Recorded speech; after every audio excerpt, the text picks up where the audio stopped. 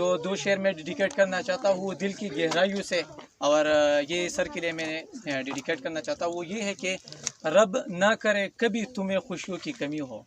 رب نہ کرے کبھی تمہیں خوشیوں کی کمی ہو، تمہارے قدموں کے نیچے پھولوں کی زمین ہو، آنسو نہ ہو کبھی تمہارے آنکھوں میں،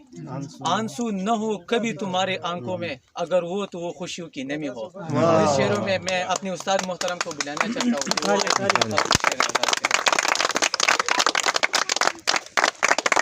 بسم اللہ الرحمن الرحیم۔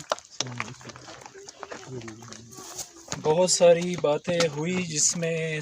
سب سے پہلے میں آپ لوگوں کا شکریہ ادا کرنا چاہتا ہوں کہ آپ لوگوں نے کلاس میں اور لیب میں میری بات پہ لبیک کہی اور آپ لوگ آ گئی، اور اس انٹرنیشنل ماؤنٹینز ڈے جو کہ کل 11 دسمبر 2023 کو 11 دسمبر UN کے چارٹر کی طرح کی توسط سے ان کے پلیٹ فارم سے ماؤنٹینز ڈے تصور کیا گیا ہے۔ اس طرح پچھلے ہفتے ہم نے 5 دسمبر ورلڈ سال ڈے منایا، FAO کی اس سے ہے، اسی طرح انٹرنیشنل ماؤنٹین ڈے بھی ہے۔ چونکہ آج اتوار ہے اور آج ہم کلاسز اور اپنے ایکیڈمک ایکٹیویٹیز سے فری تھے، تو اس میں کوئی یہ پابندی نہیں ہے کہ ایگزیکٹ اسی دن پہ اس کو منایا جائے۔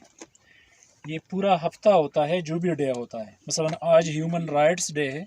تو اس کو آپ کل بھی منا سکتے ہیں، لیکن اس دن سے مقصد یہ ہوتا ہے کہ اس کو کوریج دیا جائے، اس کی یاد دہانی ہو جائے۔ تو اس لیے 11 دسمبر انٹرنیشنل ماؤنٹین ڈے جو ہے،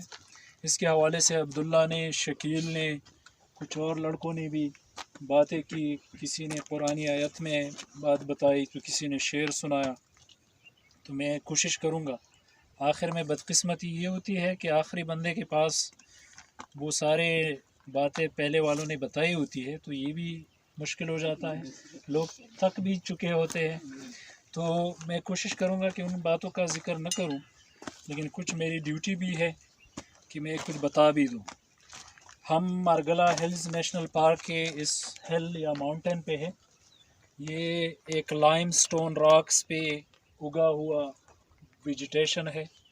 اور اس کو آؤٹ سکرٹس آف ہمالیاز کہتے ہیں،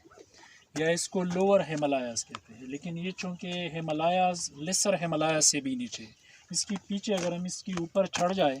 اور دیکھ لیں تو پیچھے ہری پور اور ابتباد کے پہاڑ ہیں، تو وہ پھر لیسر ہمالیاز ہیں۔ لیسر ہمالیاز کے بعد پھر انر ہمالیاز ہے، اور انر ہمالیاز کے بعد پھر ٹرانس ہمالیاز ہے، اور ٹرانس ہمالیاز کی پیچھے کراکورم رینج ہے۔ اور جس طرح عبداللہ نے بھی بتایا تھا کہ وہ ممالک پوری دنیا میں انشاءاللہ جب آپ جائیں گے اپنی فیوچر میں، اور ویسی گوگل سیر پہ تو آپ ابھی بھی جا سکتے ہیں، تو وہ ممالک یونیک ہوتے ہیں، ان کے اکنامک سورسز بھی زیادہ ہوتے ہیں۔ 2 قسم کے ممالک، نمبر ون وہ جو سمندروں کے کنارے ہو، وہاں سے وہ تیل نکالتے ہیں، سمندری فوڈ لے لیتے ہیں، اور دنیا کی پہلی سویلائزیشنز جو ہے وہ سمندر کے کناروں پہ ڈیولپ ہوئی۔ ہمارے پیغمبر صلی اللہ علیہ وسلم مکہ میں پیدا ہوئی، تو مکہ بھی یہ جو ریڈ سی ہے، بحیرہ احمر، اس سے کچھ 50-60 کلومیٹر کے فاصلے پہ ہے۔ اور اس طرح آپ باقی کو بھی لے لیں، جس طرح یہ ہمارے موسیٰ علیہ السلام، عیسیٰ علیہ السلام، یہ جو سینا کی وادی کا مقام ہے، تو یہ سینا بھی ریڈ سی اور میڈیٹرینین سی جہاں ملتے ہیں، تو ایک تو سویلائزیشن ادھر شروع ہوئی تھی، لیکن شروع میں انسان ہنٹر تھا، فش گیدرر تھا، آبی وسائل سے چیزیں لیتا تھا، ضروریات جو تھی خوراک والی تھی، تو بڑے بڑے دنیا کے میٹروپولیٹن سٹیز بھی سمندروں کے کنارے ہیں۔ آپ جکارتہ لے لیں، آپ ٹوکیو لے لیں، آپ کراچی لے لیں، آپ بمبئی لے لیں، آپ کلکتہ لے لیں، آپ ڈھاکہ لے لیں، آپ نیچے جا کے جو بڑے بڑے میکسیکو سٹی ہے، قاہرہ ہے، شکاگو ہے، یہ سارے سمندروں کے کنارے۔ لیکن بعد میں جب انسان علم کے منازل، تحقیق کے منازل اور مدارج طے کرتا رہا، تو پھر دوسری جو سب سے بہترین جگہ تھی وہ بھی پانی کے قریب تھی، لیکن وہ دریائے تھی، تو وہ دریاؤں سے، لیکن کبھی ہم نے سوچا ہے کہ دریائے کہاں سے آتی ہے؟ تو سمندر تو پیدائش سے، زمین کے پیدائش سے وہاں آبی وسائل اور خشکی والے 29% والا جو شیئر ہے، لیکن یہ دریا پہاڑوں سے نکلتے ہیں، اور پہاڑوں پہ جہاں پہ برف گرتی ہے تو وہاں سے نکلتے ہیں دنیا کی۔ آپ دنیا کا کوئی بھی دریا اٹھائیں، آپ ہمالیہ سے نکلنے والے انڈس، جہلم، راوی، چناب، گنگا، جمنا، یہ دریا لے لیں، آپ کراکورم سے یہ یانگزی، یلو ریور، آپ پیچھے التھائی ماؤنٹین سے یہ جو امو دریا، سر دریا، اور یا ارتش ریور، اوب ریور، یہ جو رشیا کی طرف بہتا ہے۔ تو دوسرے نمبر پہ بڑے بڑے سٹیز دریاؤں کے کنارے، لاہور ہمارا سیکنڈ میٹروپولیٹن سٹی ہے، راوی کے قریب ہے، حیدرآباد انڈس کے قریب ہے، آپ ملتان لے لیں۔ تو دریاؤں کا بڑا رول ہے، لیکن where the rivers come from, the rivers come from mountains. تو ہم نے کبھی ماؤنٹینس کی اہمیت کے بارے میں سوچا ہے کہ نہیں سوچا؟ تو یہ دن ہمیں اس طرف بلاتی ہے کہ we have to think about the importance of mountains and what is the importance of mountains. اس کی بات بچوں نے کی ہے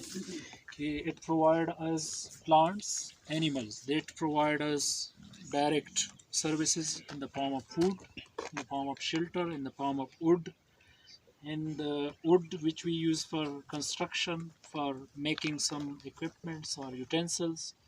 and the wood which we burn in our houses. اور اس کے علاوہ یہ انڈائریکٹ سروسز دے رہے ہیں، جس طرح یہ ہمارے کاربن ڈائی آکسائڈ کو سیکویسٹ کر رہے ہیں، ہمیں آکسیجن دے رہے ہیں، یہ ہمیں راکس دے رہے ہیں، جپسم کی بات ہوئی تھی، کئی سارے منرلس، لوہا، زمرد، کچھ کاپر، آپ جس بھی چیز کا نام لیں وہ پہاڑوں سے ہے۔ اب ان پہاڑوں کا قدر کرنا، ان پہاڑوں کا خیال رکھنا ہمارا فرض ہے۔ اب پہاڑوں کا خیال کون رکھیں گے؟ وہ جو اس کے کسٹوڈینز ہیں، ہمارے جو ڈپارٹمنٹس ہیں، ان کو اولین اس میں رہنا چاہیے۔ جو قافلہ ہے یا دستہ جو ہوتا ہے، ہراول دستہ جس کو کہتے ہیں، جو فرنٹ پہ لڑتے ہیں، اس میں ہمارے جیوگرافی، ہمارے پلانٹ سائنسز، اینیمل سائنسز کے لوگ ہیں، کیونکہ جو پولیٹیکل سائنسز وہ لوگ تو کریں گے قانون سازی، ان کے بغیر نہیں ہو سکتی، لیکن کوآرڈینیشن کی ضرورت ہے۔ تو لہٰذا آپ جہاں جہاں پہ ہوں گے، آپ ان ورلڈ سائل ڈیز، ورلڈ ماؤنٹین ڈیز، جو نیچر سے ریلیٹڈ ڈیز ہیں، ان کے بارے میں آگاہی پیدا کریں گے۔ اور جس طرح ہمارے یہ باٹلز پڑے ہیں، تو یہ ہمارا فرض ہے کہ ہم اپنا جتنا بھی ریپرز ہے، سوائے کیلے کا جو چھلکا ہے، ہم ڈال سکتے ہیں، اور یہ ہم عہد کریں گے کہ ہم جس ماؤنٹین پہ جائیں گے، سوائے ڈیکمپوزیبل جو آرگینک میٹر ہمارے ساتھ ہو، اس کو تو ہم پھینک سکتے ہیں، وہ جانور کا خوراک بنے گا، فرٹیلائزر بنے گا، لیکن جو نان ڈیکمپوزنگ ٹائپ پلاسٹکس وغیرہ ہے، ان کو ہم کلیکٹ کر کے واپس پہنچائیں گے اپنی جگہ پہ، اور آگے لوگوں کو روکیں گے بھی۔ آج سے ہم یہ جہاد شروع کریں گے کہ ماؤنٹینز میں جو لوگ پولوشن کاز کرتے ہیں، اور یہاں تک کہ باہر دنیا میں یہ بھی ہے کہ اگر آپ ایسا کوئی وائلڈ فروٹ کھاتے ہو جس کا خطرہ ہو کہ وہ کل کے لیے اس کلائمیٹ کے لیے انویزیو بن سکتا ہے، تو آپ اس کا سیڈ بھی نہیں پھینکتے۔ تو اس حد تک ہمیں سینسٹیو ہونا چاہیے کہ کوئی وائلڈ فروٹ آج فار ایگزامپل آسٹریلیا سے کوئی آیا ہے، اس کے رشتہ دار نے کچھ لایا ہے، اور وہ فروٹ یہاں پہ اس گیدرنگ میں بھی وہ ایز اے لنچ لا چکے ہیں، تو we will think whether we should leave the seed here or not. تو ہمیں تو اتنا سینسٹیو ہونا چاہیے۔ یہ جو پلاسٹک اور اوپر گن پھیلانا، کاٹنا، ہم راستے پہ جو عاشق لوگ جا رہے ہوتے ہیں، جس طرح ہم نے اشعار بہت زیادہ سنائے، اس سے ہمارے دکھی دل کا بھی فرق پتہ چل جاتا ہے۔ تو ہم جو راستے پہ جاتے ہیں تو وہ بھی کاٹ کے پودے کو ویسے ہی کاٹ رہے ہوتے ہیں۔ اب فار ایگزامپل آپ کے راستے میں وہ پودا ایک ریئر پودا ہے، انڈیمک ہے، انڈینجرڈ ہے، اور اس کی اسی شاخ پہ ایک پھول بھی لگا ہے، اس پورے ماؤنٹین میں بیچارہ وہی 1 یا 10 میں سے 1 یا 100 میں سے 1 ہے، اور اسی 10 میں سے کوئی 5 میں انفلوریسنس ہے اور 1 اس میں ہے، تو اس نے کیا اپنی تباہی کر دی۔ اپنے سوچ میں اس کو کاٹ کے. اس لیول پہ جب ہم سینسٹیو ہو جائیں گے تو وہ دن دور نہیں ہے کہ ہم ایک رسپانسیبل نیشن ہوں گے. ہم اپنے ماؤنٹینز کا بھی خیال رکھیں گے اور ہم اپنے نیچرل ریسورسز کا بھی خیال رکھیں گے. اور ایک بات میں یہ بھی کہوں کہ کچھ لوگ جس طرح یہ میدانی علاقوں سے لوگ آئے تھے، یہ پہلی دفعہ پہاڑ پہ آئے ہیں شاید، تو آپ کو میں یہ بتاؤں کہ پہاڑوں کے لوگوں کا عمر زیادہ ہوتا ہے عموماً، انلیس کہ وہ پہاڑ سے نہ گرے کوئی اور مسئلہ ہو. ہاں، آخری عمر میں ان کی آکسیجن کی کمی کی وجہ سے ایشوز ہوتے ہیں. پہاڑوں کے لوگوں کا یہ چھاتی بھی لمبی ہوتی ہے. آپ کو پتہ ہے وائی؟ کیونکہ یہ اڈاپٹیشن ہے.